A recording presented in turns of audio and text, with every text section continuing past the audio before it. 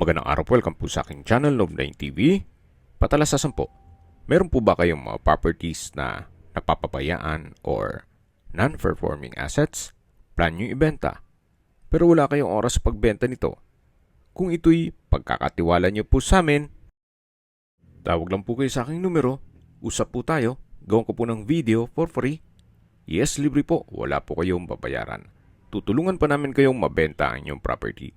Kami na po bala sa marketing, sa boosting or paid ads. Even sa tripping, hindi na po kayo mapapagod sa pag-entertain ng mga buyers. Kami na po bala sa lahat.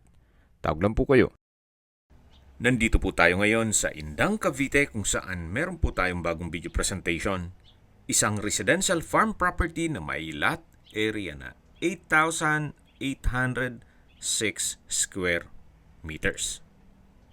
Ito po'y titulado. Buhay po ang may-ari, kaya wala po kayong magiging problema sa documentation o sa transfer ng title. Mula po Barangay Road, meron pong right of way, 10 meters ang lapad at 15 meters po mula dun sa property from Barangay Road. Kaya ito'y inner lot. Napakatahimik po ng lugar, sariwa ang hangin, at malamig po ang klima. Malayo na rin po ito sa 14 kilometers danger zone ng Taal Volcano.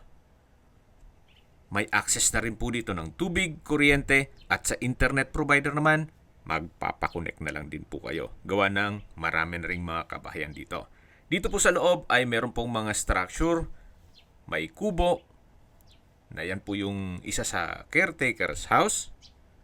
At sa ngayon po, ito po'y game fowl farm. Marami po siyang mga panabong na manok. Pero hindi po yan kasama sa bentahan. Patag na patag po ang lupa, kaya usable po lahat. Wala pong masasayang. Marami din pong mga fruit-bearing trees dito, gaya ng dragon fruit, may langka, lansones, rambutan, mangga, saging, nyog, santol, bayabas, kape, at marami pa pong iba. Napaganda po nito para sa inyong retirement o lagyan nyo ng inyong bahay bakasyunan. Gawa ng napakatahimik po ng lugar. So yan po yung gradas kung saan dyan po nag-sparring ang mga panabong na manok. Then, meron din pong kwarto sa loob niyan. So, nakaset up na po. Kung sakali man na may hilig po kayo sa mga panabong na manok, so ayusin nyo lang po ang mga bubong nito. Then, meron na po kayong lugar para sa inyong mga fighting cocks. Or kung wala naman kayong hilig sa pagsabong, maganda rin po itong gawing resort o events place. Gawa ng napakalawak po nitong area. Yan po, tunghayin nyo po. Hanggang sa dulo pa po yan. Then kung sakali man po na gusto nyong basic lang na setup, maganda rin pong gawing camping site.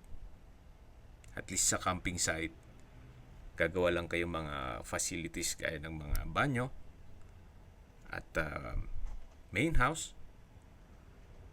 Then the rest puro tent na lang po ang i-set up nyo dyan. So depende po yan sa inyong project kung ano man ang gagawin nyo dito once na ma-acquire nyo tong property. Sa dulong parte nitong lupa o sa property line o boundary ay meron pong dry creek o ilat. Nagkakatubig lang po siya pag umuulan. Habang naglilibot po tayo at pinagmamasdan nyo po itong kapaligiran, pag-usapan na natin ang distance, location at travel time. Mula po sa Provincial Road ng Alfonso Indang, ang distance is 300 meters. Opo, napakalapit lang po nito sa Provincial Road. Kaya accessible din po ito ng public transportation. At mula naman po sa bayan ng Alfonso, ang distance is 6 kilometers at ang travel time is 10 minutes. Kompleto na rin po doon kayo ng public market, groceries, convenience store, remittance center, banks, schools, church, at hospital. Yan po yung lagi kong binabanggit sa inyo na dapat nyo i-consider sa paghanap ng property, yung meron pong malapit na hospital. Hindi ko naman po sinasabing sakitin kayo. Yan naman po for emergency purpose lang naman. At mula naman po sa Welcome Arc Alfonso sa Tagaytay Nasugbu Highway, ang distance is 9.8 kilometers at ang travel time is 19 minutes. Mula naman po sa Mendez Crossing, ang distance is 10.8 kilometers at ang travel time is 24 minutes. Mula naman po sa Tagaytay Rotonda, ang distance is 16.3 kilometers at ang travel time is 34 minutes. Mula naman po sa Calax, ang distance is 25.4 kilometers at ang travel time is 56 minutes. Ang Calax po ay connecting South Luzon Expressway, Skyway, all the way to North Luzon Expressway at ibang parte ng Metro Manila. At mula naman po sa Manila o sa airport, ang distance is 58.8 kilometers at ang travel time is 1 hour and 53 minutes. Okay, recap lang po. Ito pong property ay nasa Indang, Cavite. May lot area po ito na 8,806 square meters. Ito po'y titulado.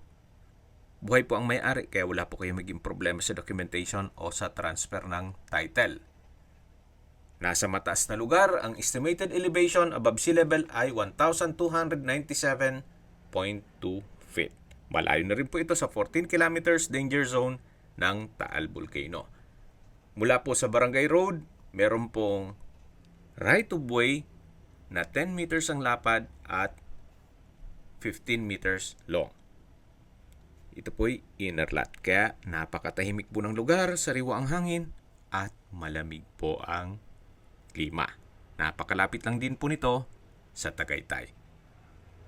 Okay, sa presyo na po tayo. Binebenta po ito ni owner sa halagang 3,800 pesos per square meter. Fair deal na rin po, gawa ng ang market value ng mga lupa dito sa area ay nasa 4,000 to 5,000 pesos per square meter.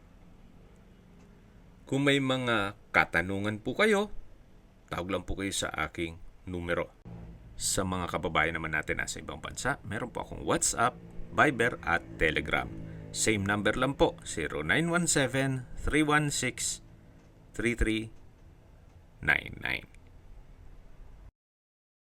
Sa mga nagtatanong naman po ng aming Facebook, meron po aming Facebook page na Nov9TV at Facebook Real Video. Meron din pong TikTok at Instagram.